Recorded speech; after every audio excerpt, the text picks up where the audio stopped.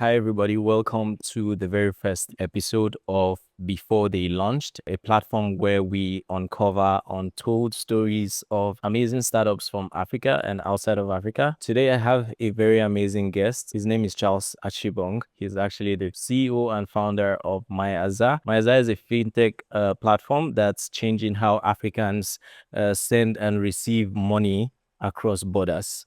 Welcome, bro. Thank you very much. Welcome. Thanks for accepting to do this. It's crazy because I never knew that my first episode of my first ever podcast will be somebody that we share a lot of similarities, at least from the place that we grew up together. So I'm from Cross River, and I know that you're from Cross River as well. So I'm going to start with asking, what was it like, growing up in Cross River? I mean, it was an amazing experience. Yeah. The food, the environment, the calmness, and all of that. Yeah. That's the best place anyone can grow up. Absolutely, I agree. I know that you schooled in Tech. At first, Kuteg was not my first choice, but as life would have it, Where did you want to go before? Unica. Oh, Yeah. you wanted to be with us. But yeah, Kuteg was my second choice, and I think I got to know about Kuteg because my sister was already in Kuteg. And I was so bent on studying computer science. But she was like, okay, since Unica did not give you admission, you don't have to wait an extra year. Yeah. You can come to Protech because your JAM score was really high for the course you want to study. Yeah. But I was like, okay, let me try it out. And I think it was Amazing. worth it. And I believe God made it happen that Yeah. way. So you studied computer science? Yeah. I actually studied computer science, but in Unica. So let's talk about where it all began. What did you want to be growing up? Because I know that a lot of us coming up, we all wanted to be doctors and stuff like that. But where we are now, so what did young Charles wanted to be growing up? I would say my parents wanted me to be a doctor. I don't know why. Maybe I should ask that later in life. But for me, I always wanted to be an electrical engineer. That's because growing up, I mean, at a very young age, I could put one and two together to make light happen. I think I do even wire the house when my mom is not around. And you didn't get shocked at any point? I think just one, just one. It was worth it, but I think yeah, that was my dream. But when I got to junior secondary school, the dream changed. Yeah, so I always wanted to become a computer programmer. Okay. And this was when I met a friend, I think from another school, Hope Wadalasu. Okay, who are Yeah, he had some amazing skills building webcast side and all. It was really fascinating. I'm like, I want to learn this. And I started learning and all of that. But I think we got to a limit and I asked him, I think I can't really remember. There was something we were trying to build together. Yeah. And I asked him, I was like, if you want to really get to this level, you need to study computer science in the university. Yeah. But this is the best I know and this is how well we can stop. So that was when I knew that, okay, it is computer science I want to study in school.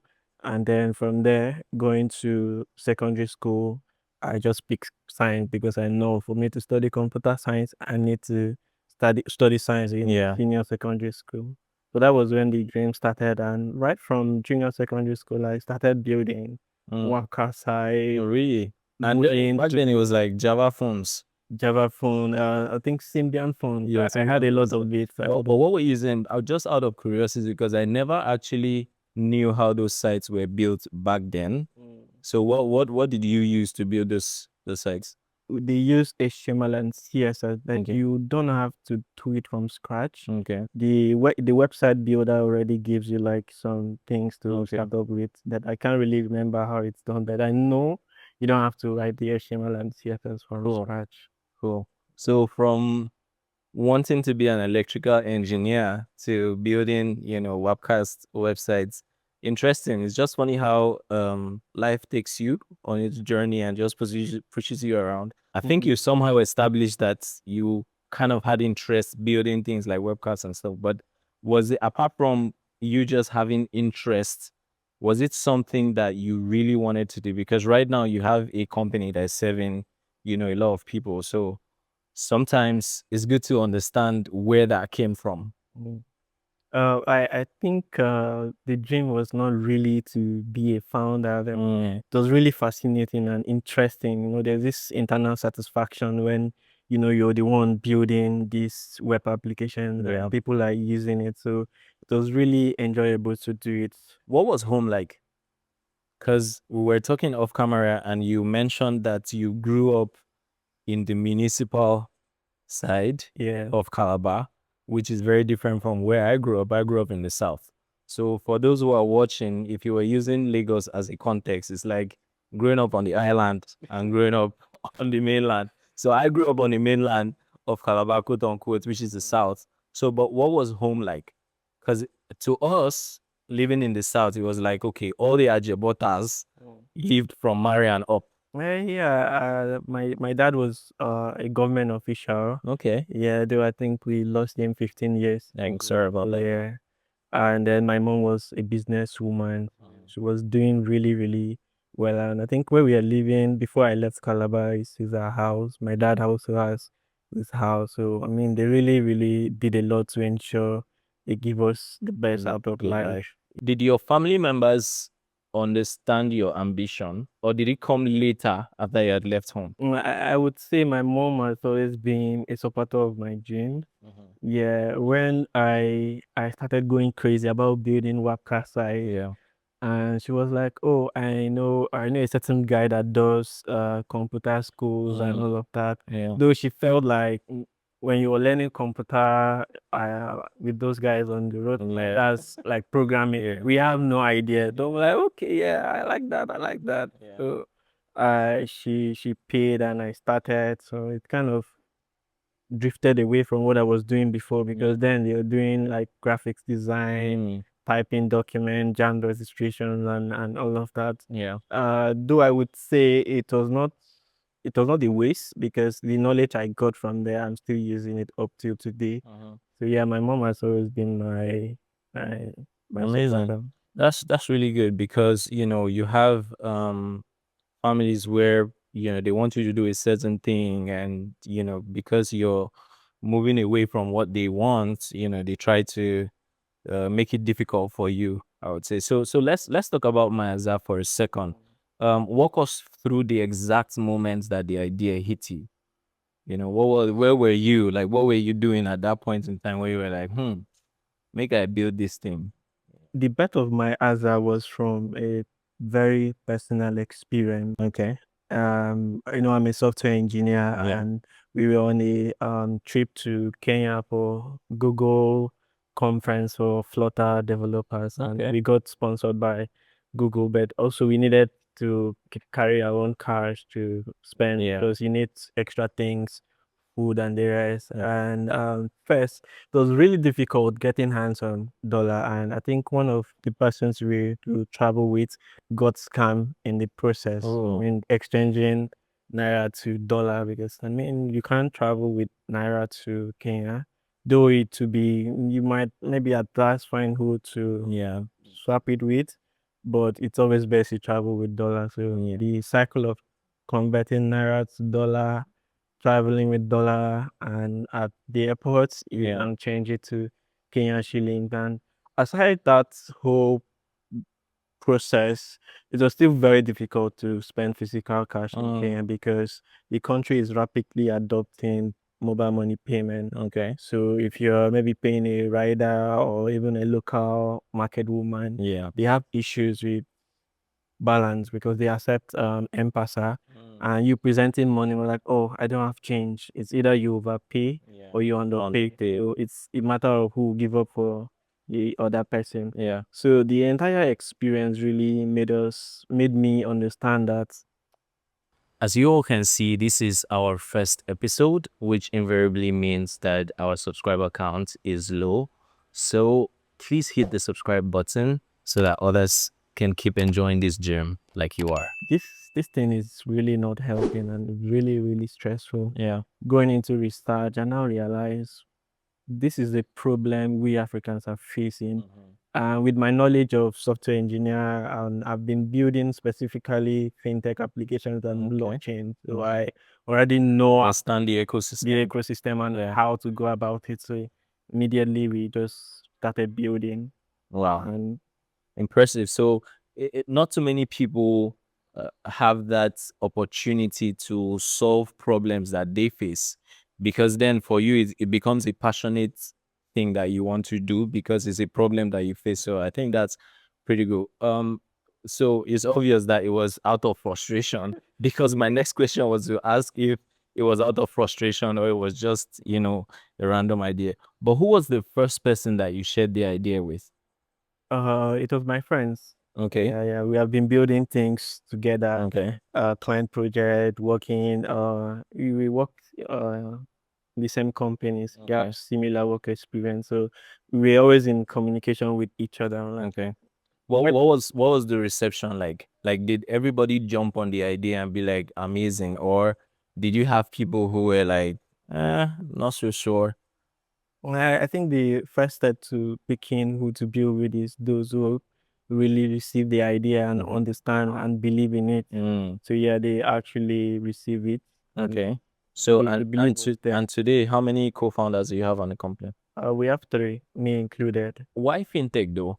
Because to me, it feels like MyAza is in a category with a lot of other fintechs that sort of sprouted out within this around the same time in Nigeria. You already know the rest of them. So why did you feel like MyAza had to exist? What's the unique value proposition that MyAza is providing to its customers? Yeah, when this frustration really sparked us to found Build my it. Azar, Yeah. I feel these guys were already not they were not doing what we are doing today. So it's a matter of people are now realizing okay, there's actually a market in this cross-border payment within Africa. So I really need to jump in. But we at MyAza, we are not just doing cross-border payments where everyone are doing it. We want to ensure that as an African, what you would have achieved using 5 fintech applications, Yeah. and achieve it Using one, which is MyAza. So Okay. just look at it as being the Revolut for Africa. Okay. Yeah. So the vision is really big. It's not just to help you send money to your Yeah. friend in South Africa. Okay. So we're going to be seeing a lot more A lot more in this year. coming future. Amazing. I think the first time I heard about you was through a mutual friend, Richard, who is actually your CEO. Yeah, okay. Yeah, so myself and Richard grew up literally in the same vicinity. I know his family went to the same church and all. So that was the first time I heard about you, and I thought it was really impressive because you don't have too many people from where we come from doing what you're doing. So I must commend you, because you and the guys at MyAza are like one of the few people, actually, not too many people from outside are doing, what you guys are doing. And I think it's really impressive. One question that I've always tried to wrap my head around with founders is funding. So now you had this idea, you told your guys, right? But how did you guys manage funding? Is it out of pockets or you had to raise money? Our plan was always to build, get the MVP ready, test in the market before we go around scouting for investors to fund us. Okay. And I mean, when you have a plan and a vision, life would always make things easier for you.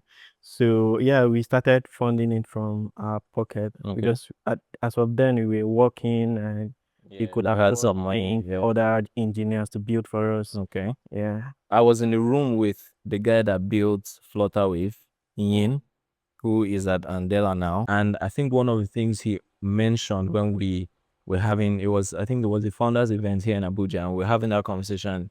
And he said something about building first before approaching investors. And I think that's smart too, because then, because one of the issues that I always have with raising money is, okay, personally, I don't like to owe people. So what if it does not work out? What do we do?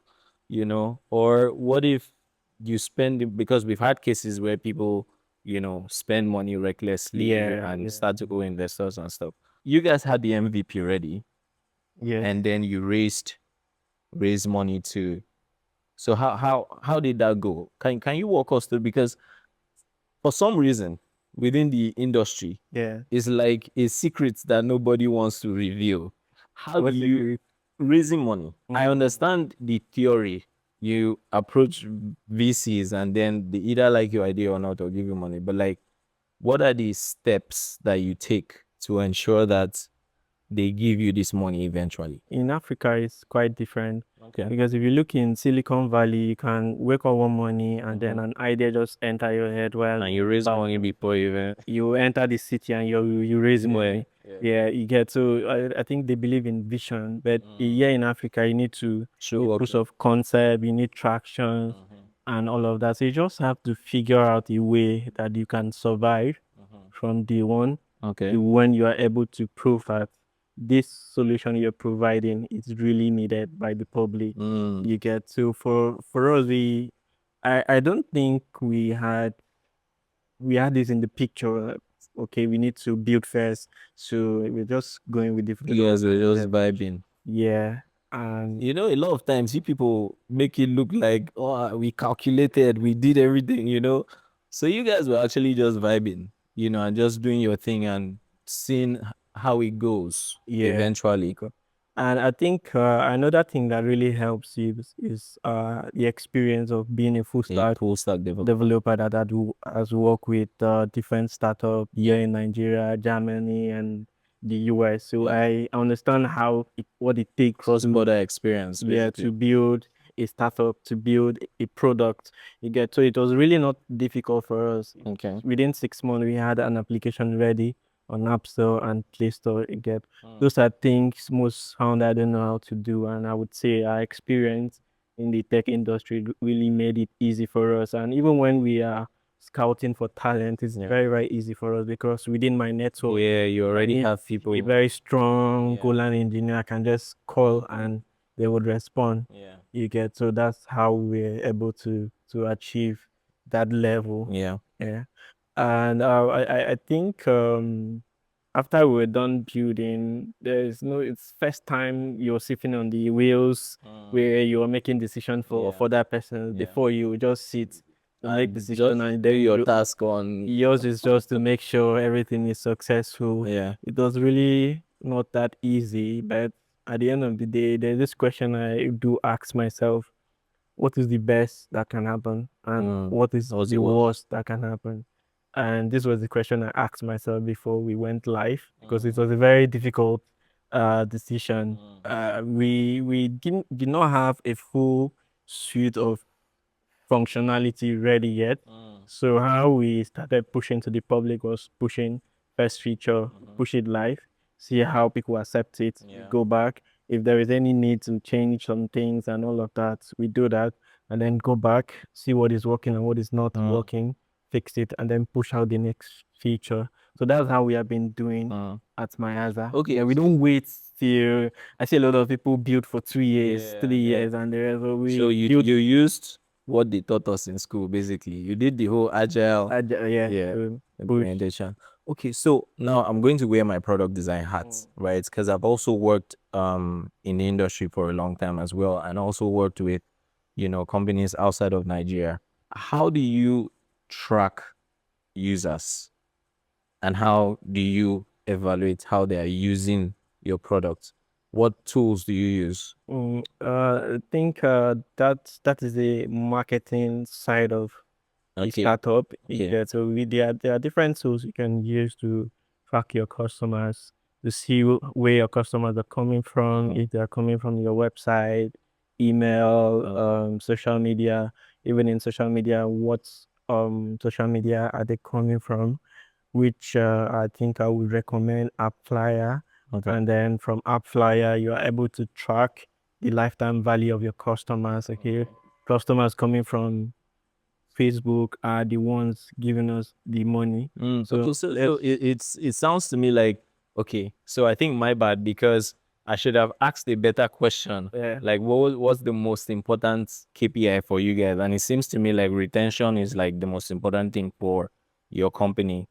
Yeah, retention is very, very important because the service we are offering is not a one-off service. It's something we want you to keep doing and doing all over again. So there is no like number one KPI we track.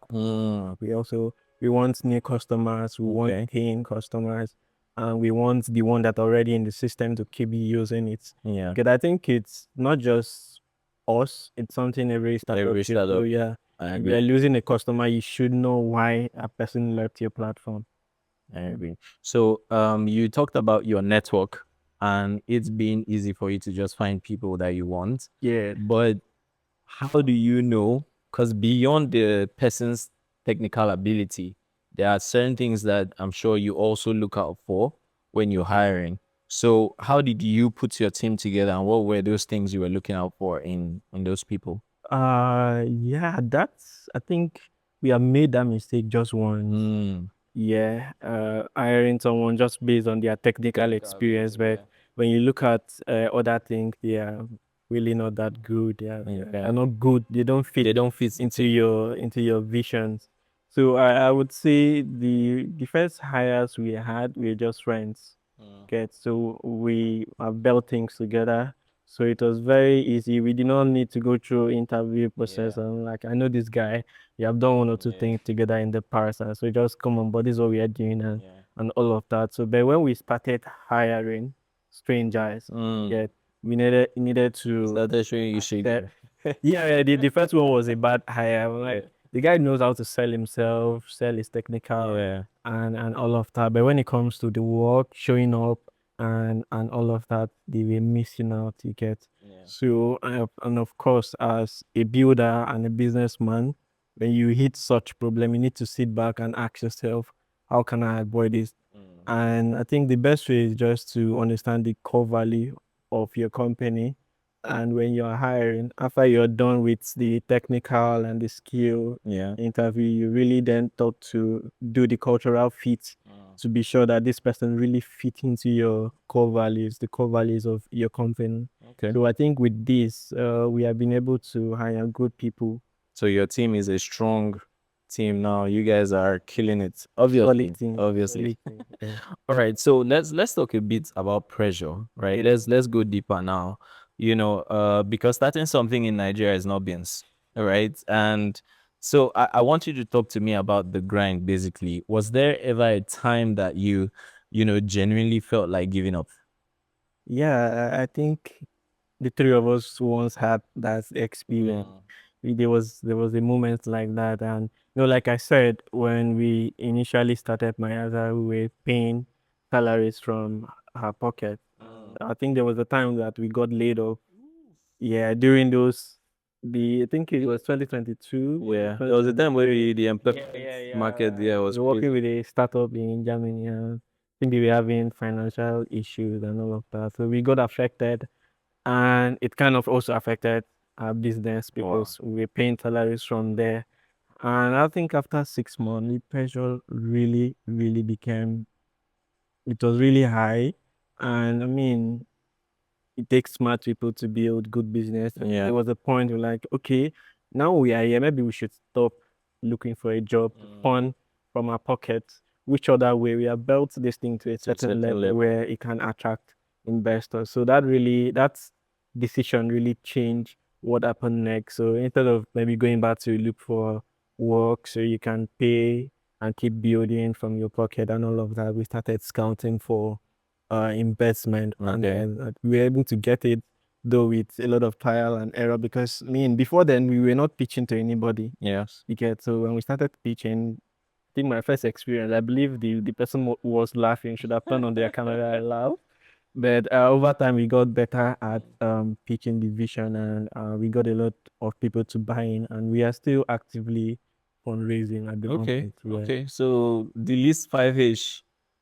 No, I think we are taking from 10K. Okay.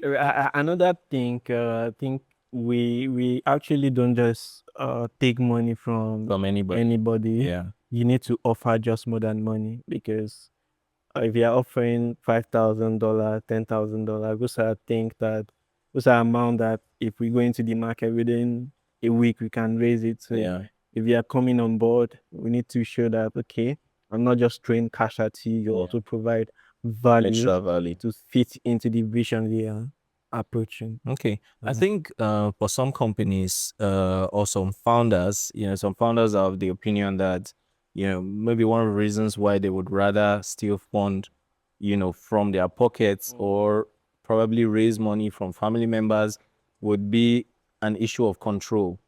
So how do you create that distinction between you guys who are running the business and investors coming in to then tell you what to do or what not to do? Like, how do you manage that, or that's not even existent in your And that's situation? where board of directors comes in. Okay. And like I said, we have worked with different startups, so we see how decision process goes through. Yeah. So we even when I'm making a decision, I don't just come in the morning and say, okay, Yeah, I just want let's do let's this. let's go this route Uh, to get. So it goes through a certain process to say, okay, what do you think about this? What do you think about this? Oh, it's okay, go ahead with it. So As a young product designer, I really struggled to find my peers and senior designers who could share resources or offer mentorship.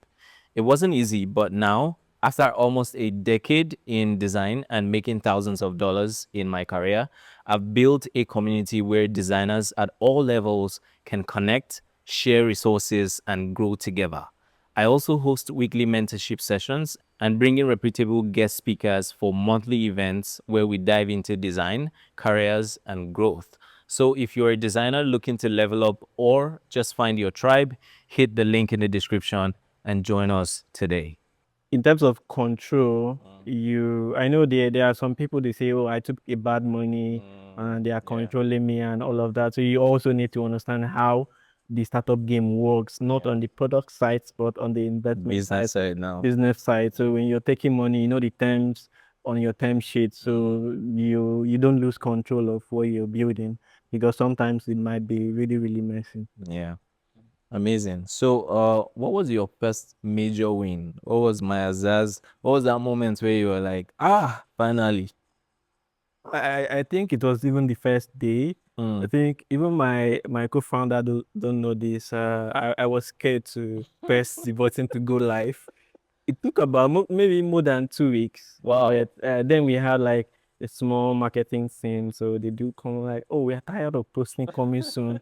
When are we going live? And the product was already ready. Yeah. I was wondering, okay, there's a lot of fintech application. Yeah. Are we Going going to to say, survive? okay, let me put money here. I Yeah. mean, something that is entirely new and all of that.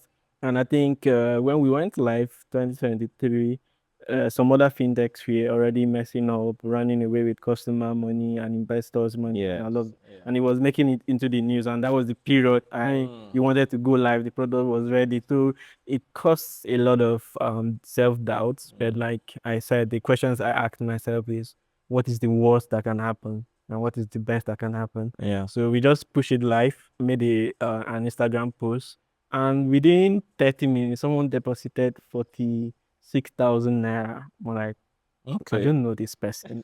So for this person to see Yeah. a new product, deposit money, fund their card, Yeah. means other people can do it. So it was a win for us, Yeah. for me personally, Yeah. because of the doubts I had, and Yeah. that was just a sign to keep going. That's interesting because I think maybe mine might be like a bias. The reason why I use MyAza because obviously Richard was involved, Yeah. and like people that I knew as well. So I was just like, out of curiosity, personally, I started being like a tester. I remember messaging Richard on WhatsApp like maybe at 1 a.m. like, bro, how far my this thing never go through. What's going on? And I think that was nice because I could see that everybody was in the all hands on deck mode, Yeah. because even till today, like I noticed that you guys transitioned to a different card provider, Yeah. and I think I was still on the old card. I tried to make some transaction, and then Richard was now like, "Oh yeah, we moved it." So it's nice to see that your team is actively making sure that even beyond their own engineering role or whatever the roles are, they still try as much as possible to help out with like people that are using it that can reach out to them. So that's really cool. Yeah. Um, were you ever scared of being misunderstood, especially by your guys, when you told them about this idea? I don't think I have that fear. Okay, so what if you had told all of them and they were like, "Oh my bro, I'm not sure say we go fit do this thing." would you have stopped or would you have gone through with it? That's a very tough question. That's a very tough question. Would I have to stop?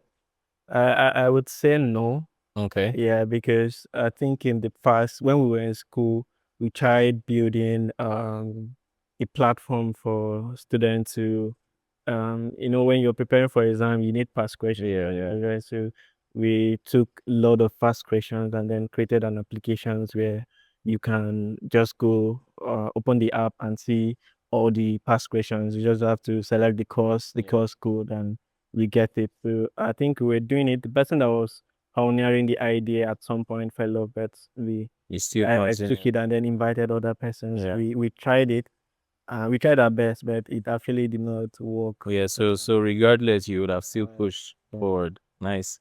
Now, let's talk a bit more about you as Charles. What has this whole ride taught you as a person? Like, what are the lessons that you learned so far, and what are you still learning?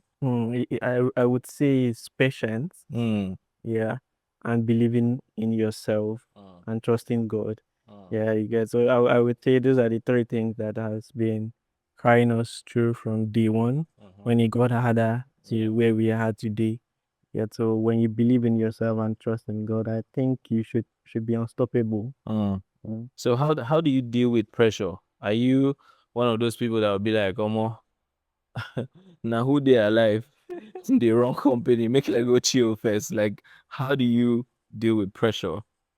I think over the years we have built ourselves, Uh-huh. and because if you work with a main Nigerian company, there's this thing that Nigerian companies are stressful. So I think I've been in that shoe before, so we are used to pressure. When we are, for me personally now, after maybe I'm going through maybe I'm trying to get something and it's not working and it seems like it's stressing me, I would just maybe take a pause, Yeah. go back and try something new, maybe go and swim. Yeah. I like driving at night. You get Chill. sometimes when I'm driving at night, that's when the solution to whatever I was Yeah. going through that was stressing me would come. So those are activities you do when you are for me when I'm going through a stressful process. Yeah. I just maybe step a bit and then try something different from work Yeah. and then come Just back stay to away it. from work for a Yeah. bit. Just chill. Amazing. Um, what's something in your journey that people don't see, but you carry on a daily basis? Something people don't see Yeah. that I carry. Basically something that is still within you that nobody sees, but regardless of that thing, you're still This is in terms of challenges. challenges, could be anything. Heartbreak. Is there anything like that? I would just say it's difficult being in charge. I mean, it's first time leading a team of about 20 persons. So I would say it was a thing in starting and when we were growing, it was really overwhelming. People don't see.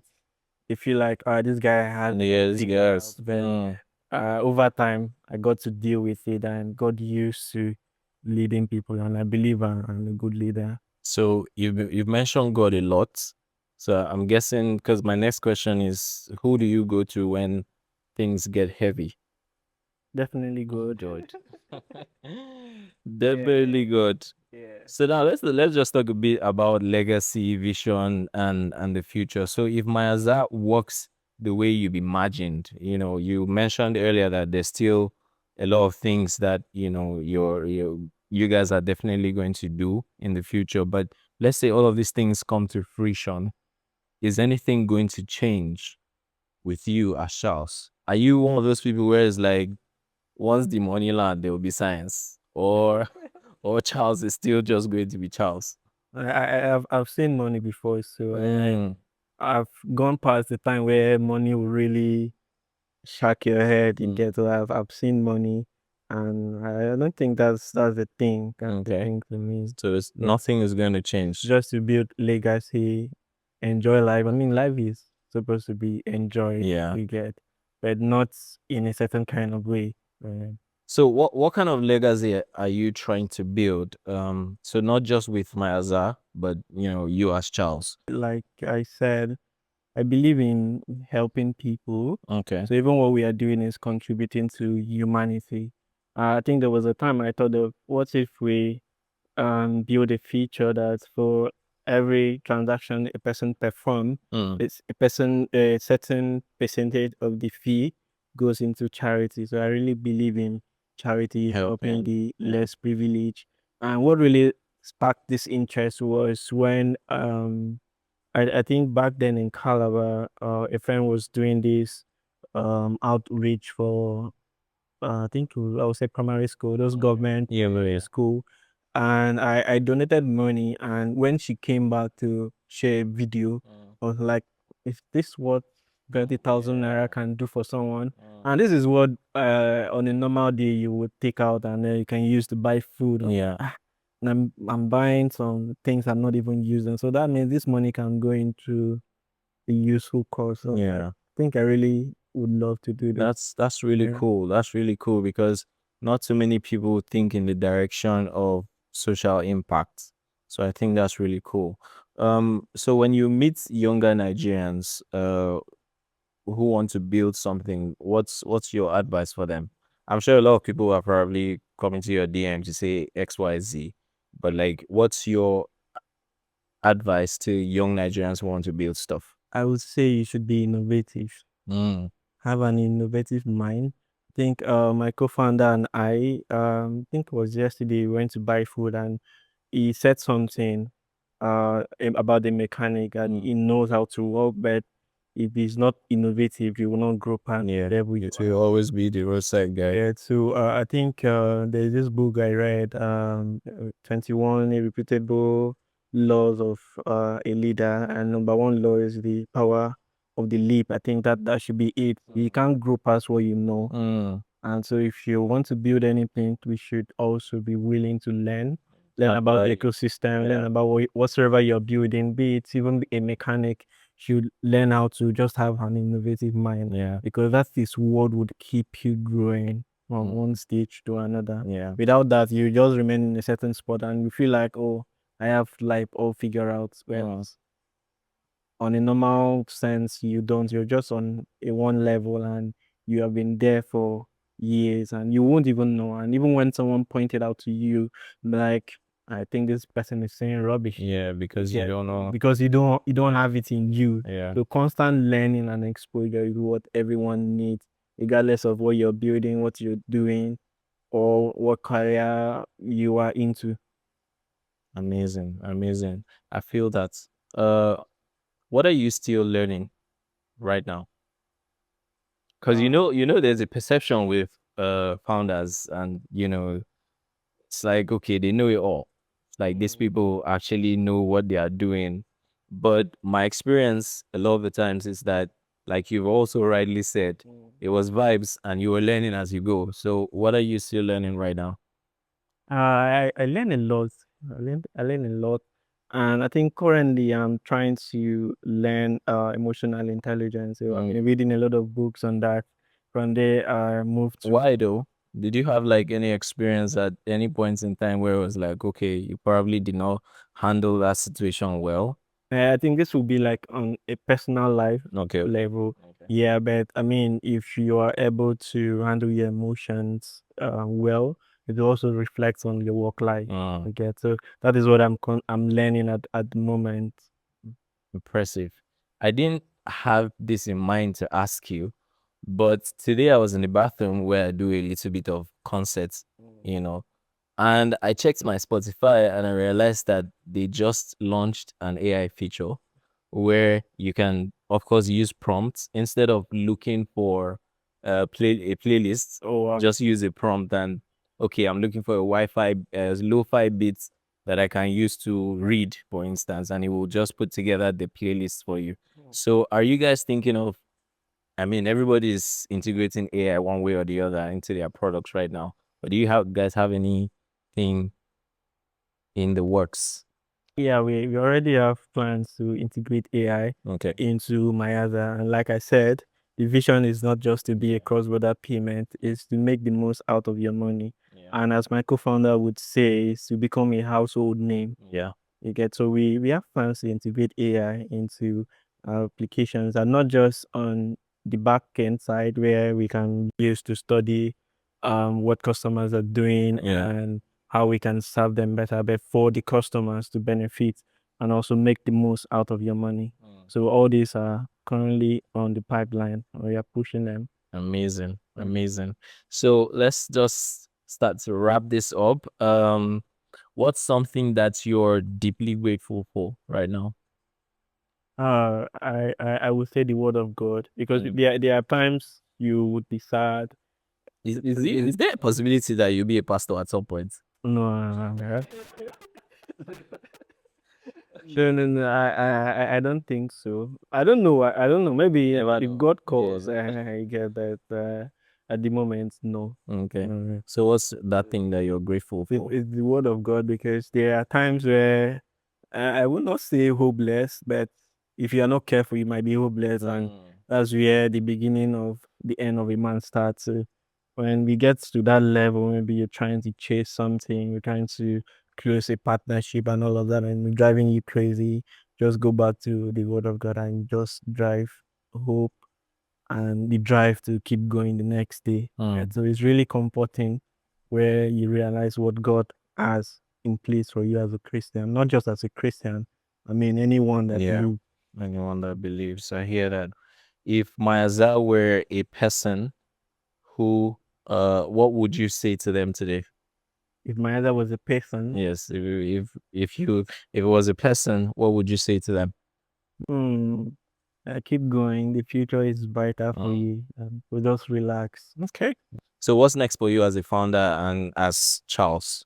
What is next for me as a founder of MyAza is to take MyAza to the next level, to be fully operational in about 5 countries in Africa, and also see how we can scale to not just Africa, because sometimes the dream can become really big, that we conquer Africa and then move to Asia and other parts of the world. So that's where I see myself. I dream really big.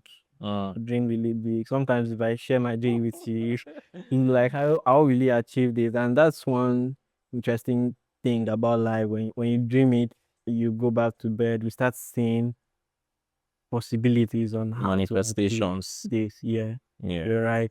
And then as a person, I think lately I've been having interest on how to fly an aeroplane. So I think in future I would go to learn that. And one thing about me, there's nothing I learn that I don't become the best in. Amazing, amazing. So let's do one fun thing. I'm just going to say something and then you finish the sentence. So Okay. I feel most alive when I'm listening to music. let's talk about music a bit, because I'm actually a very big music head. Yeah. Let me put you on the spot. Who are your top 5 Nigerian Afrobeat artists right now? Let me not put of all time right now. This is in regardless of any Regardless of numbering. So if anyone I call first does not mean the person is first. I would say Burna Boy, Davido, Rema. Okay. We have Whiskey. Okay. And who again? Who again? For some reason, Odumodu. Why do you say for some reason? It's kind of a street bias, and I don't know why I like Because it's very it's contradicting to your personality. Yeah. I feel like right, because you know him, but my alter ego is Upper X. You just decide to like them, and there was a time I used to play one of his songs, and I would be like, I hope someone will not hear me. I'm like, this. But yeah, Odumodu, and we have Fireboy. Okay. You did up to 5 years. Yeah, that's like 6. We have Ashake. Okay, so pretty much you listen to everybody. That's cool. All right, my bro. This was really nice. Thank you for agreeing to do this, first of all. Like I said, it's my first episode And I think one of the things I really like about this is a wholesome moment for me. And I keep bringing it back to where we are from. Yeah. You know, we need to start promoting where we're from. You know, when you talk about the tech ecosystem in Nigeria, we all know where the conversation goes to, you know, but we need to, people from where we're from, people from Calabar, people from Cross River, if you're watching this and if you have it in mind, you dream about something, just go for it. There's somebody that I listen to a lot, J. Cole, and there's something that he says about a small town mentality. Yeah. And I think that if you're a young person living in Calabar and you're having that small town mentality, the world is big enough, you know, for everybody to do their thing and to strive and to grow and to be good, you know. So I'm very happy and thank you very much for agreeing to do this and for coming on the podcast. Yeah. God bless you, my brother. Thank you very much. Thank you. Yeah.